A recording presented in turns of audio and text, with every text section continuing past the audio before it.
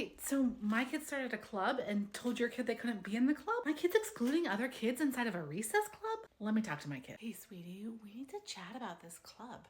What happened? What's going on? What's the club? Nothing, Mom, it's fine. Sweetie, you're not in trouble, but I don't think it feels good to the other kids to not be allowed to be in the club. Mom, I just like playing in a smaller group, okay? I totally get it. I know you like smaller groups, but think about how that makes the other kids feel. Mom, I'll handle it, okay? It's gone. There's no club.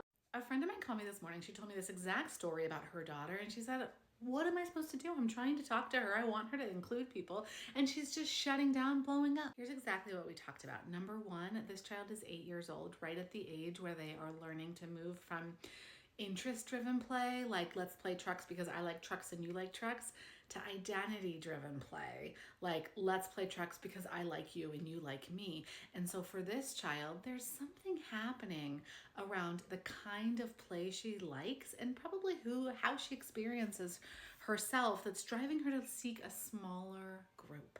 No, there's nothing wrong with wanting to play in smaller groups. And so we want to help this child to identify A, what she needs, and B, how she can get that need met while still being an inclusive community member. Number two, when we try to talk to this kid about this, one of a couple different things is happening. Either, number one, we're getting part of the story wrong. We're missing a piece and she's blowing up because she doesn't feel seen and so she's shutting it down. Or having us label it and talk about it is just too much. Or she's potentially scared of the adult reaction because she has gotten before negative reactions around how she tries to manage her play environment. And so if your child is shutting down when you try to talk to them about this, I would absolutely drop it and come back to it later. Now, when I come back to it later, I'm not doing any convincing about how this is not inclusive. I am going to instead approach this from her perspective. Wow, you really wanted to play with a smaller group. Sometimes it's hard when there's lots of kids and everybody wants to play with you. So tough. Okay, over time I can start to move her forward, but right now she's too reactive to have this conversation. And so I want to think about narrating times when I have felt like this. I want to think about books that contain this kind of content. There are zillions. I want to think about talking about maybe a time when I was with some mom friends and there was too many mom friends and I just wanted to play with one or two, and some of the other mom friends got upset that they didn't also get invited, something like that. Or I could put it in my own 3rd, 4th, 5th grade experience. XYZ happened and then, oh God, I just wanted to play with one, but then other people felt like they were excluded. Oh. And if your child says, no, that's not what's happening, that is fine.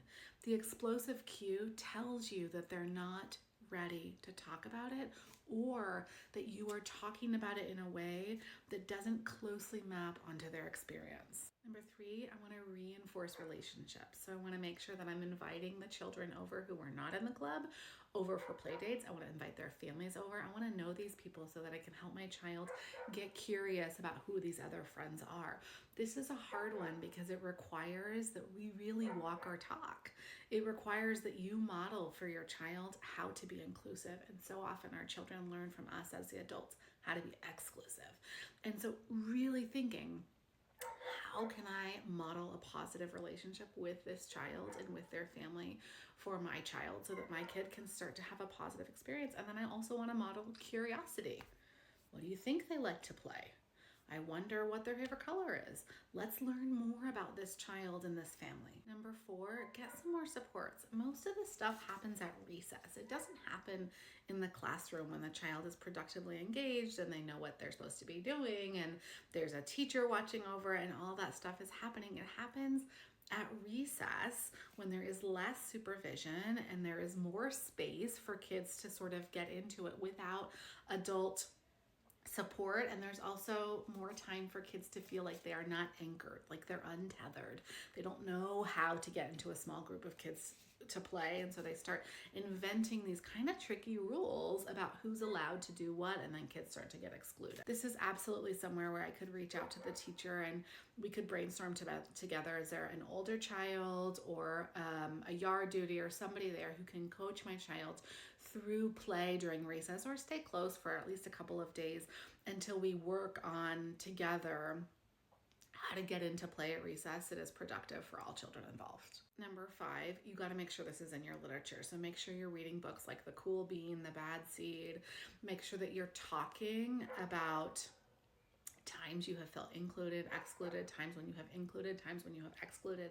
All of these things are part of the human state. And so we want your child's their environment to be rich with stories and accounts of both sides of this. Number 6, when you have done all of those other things, then you can start to prime your child forward. I might make a plan with my child. Okay, today you're going to play Foursquare. Yeah. Okay. You love Foursquare. Who are you going to play with? Okay. Let's make a plan for you to invite one new friend to play Foursquare with you. I'm not making a big old plan like you have to play with everybody in the class. Let's just try for one new friend, right? And then I'm going to follow up after school. How was it with the new friend? Did you play Foursquare together? Eat lunch together? Who'd you sit with? Right? That is a lot of questions. And so if my child gets reactive around the questions, I'm going to stop them. But I'm going to keep talking about what I want them to do, and I'm going to keep reminding them that I know they're a good child, and I know that sometimes big groups are kind of overwhelming, and I know that they're going to figure out tomorrow how to invite one new friend to play Foursquare or whatever it is that your kid is into, to go on the swings, to go into the art room, whatever it is. But I want to model with so much tenderness and prime my child to have an easier time. And the felt sense I want for the kid is this is going to be fine. You're going to figure it out. We'll figure it out together. That is what I would say to you if you came to me with that exact scenario. That is what I said to my friend this morning. And if you need help with this kind of social stuff, because it's hard to navigate, it really, truly is, please go to the link in my bio, reach out to my team, and we can see together if our parenting program is a fit for you and your family. Link in bio.